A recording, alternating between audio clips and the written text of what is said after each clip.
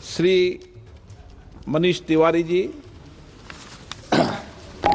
Thank you very much, Mr. Speaker, sir.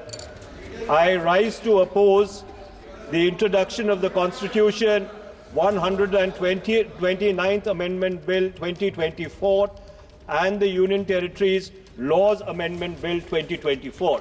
Mr. Speaker, sir, beyond the 7th schedule of the Constitution is the basic structure doctrine. And that basic structure doctrine spells out that there are certain features of the Indian Constitution which are beyond the amending power of this House also. One of the essential features is federalism and the structure of our democracy. And therefore, the bills which have been moved by the Honorable Minister of Law and Justice absolutely assault the basic structure of the Constitution and are beyond the legislative competence of this House, and therefore they need to be opposed ab initio, and the introduction of those bills have to be stopped. Number two, Mr. Speaker, sir, how is it possible under our constitutional scheme that the tenures of the state legislatures can be made subject to the tenure of the national legislature? That is completely an antithesis of the constitutional scheme. There is absolutely no way under the Indian constitutional scheme where the states are separate constituents and equal constituents, the term of the state legislatures can be made subject to the term of the national legislature. And my final point, Mr. Speaker, sir, India is a union of states. Article 1 of the Constitution states that India is a union of states and not vice versa. And so therefore, this excessive centralism which is sought to be brought into existence by this bill absolutely militates against the constitutional scheme in its essence, in its entirety, and in its very object. And therefore, Mr. Speaker, sir, I would once again like to urge this House that the introduction of the bill and the consideration of the bill, because of the basic structure doctrine enunciated by the Supreme Court in the Kesavanand Bharti case, is beyond the legislative competence of this House, and therefore this bill needs to be withdrawn immediately. Thank you, Mr. Speaker, sir. Dharmendra Yadav. धन्यवाद अध्यक्ष जी। मैं इस संविधान के 129वें संशोधन अधिनियम के विरोध के लिए खड़ा हूं। अध्यक्ष जी, मैं समझ नहीं पा रहा हूं, अभी 2 दिन पहले संविधान को बचाने की, संविधान की गौरवशाली परंपराएं की कस्में खाने में कोई कमी नहीं रखी।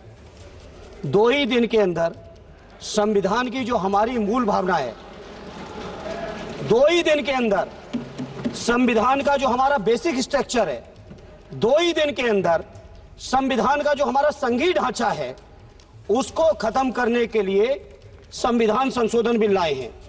मैं मनीष तिवारी जी से सहमत हूं और अपनी पार्टी और अपने नेता आदरणीय अखिलेश यादव जी की ओर से कहना चाहता हूं, ये बिल पूरे देश के जो अलग अलग भेष, भाषाएं, संस्कृति, क्षेत्र की जो मान्यताएं हैं, जो हमारे संविधान निर्माताओं ने बहुत सोच विचार के मंथन अध्ययन करके ये संघीय ढांचा तैयार किया था, राज्यों का गठन भी किया था, संस्कृति के हिसाब से, क्षेत्र के हिसाब से, भाषा के हिसाब से, परिस्थितियों और समय के हिसाब से।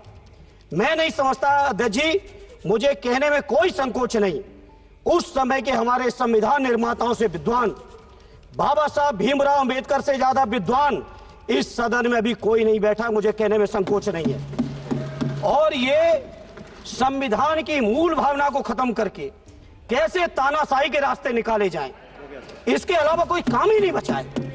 आखिर ये मनीष तिवारी जी ने कहा, कई एक विधानसभा के चुनाव अगर कोई अविश्वास आता है, अगर बहुमत नहीं मिलता है, तो क्या पूरे देश का चुनाव कराओगे?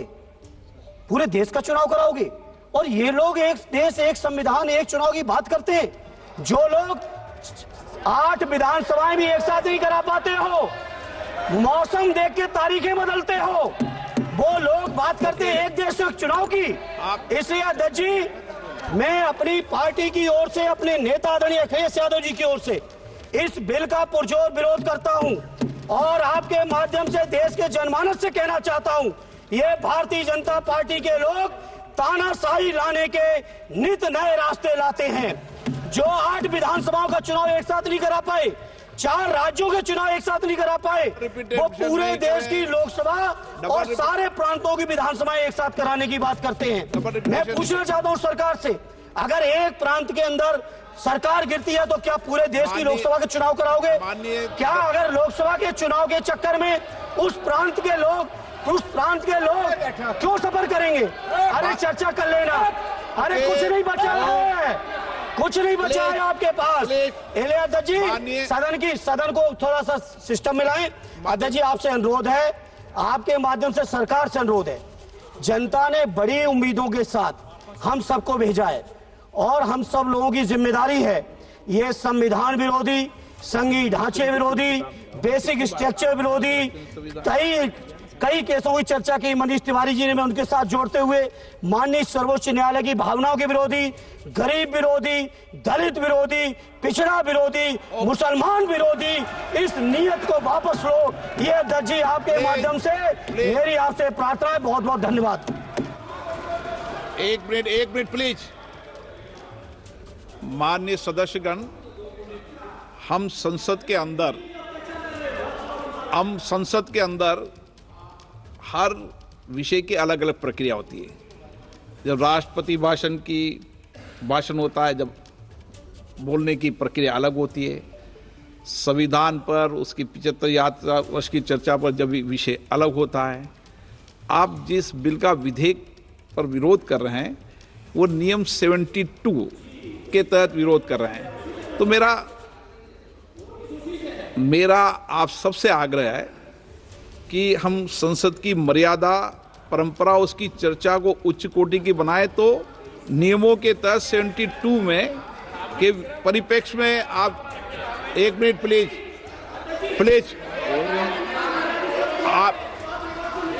आप प्लीज, एक मेरा ये आग्रह है, ऐसे नहीं बोलते बीच में। प्लीज बैठिए, ऐसे बीच में नहीं बोलते हैं। मैंने इसलिए आपसे कहा कि मैंने किसी को नहीं कहा कि मर्यादा बोली। मैंने कहा नियम 72 के तहत आप उस परिप्रेक्ष्य के अंदर बिल का विरोध करने का आपका अधिकार है, वह भी विधेयक की विधायी क्षमता, लेजिस्लेटिव कॉम्पिटेंस के विषय पर। लेकिन विषय गंभीर है, इसलिए मैं सभी माननीय सदस्यों आगे बोल रहा हूं, उस परिप्रेक्ष्य के अंदर वो अपनी बात को कहें, संविधान की मर्यादाओं के अनुरूप अपनी बात कहें। मैं सभी माननीय सदस्यों को पर्याप्त अवसर दूंगा, पर जब बिल पर डिटेल चर्चा होगी तब आप जो भाषा बोल रहे हैं वह बोलने का अधिकार रहेगा। ठीक है, सब सहमत इस बात से?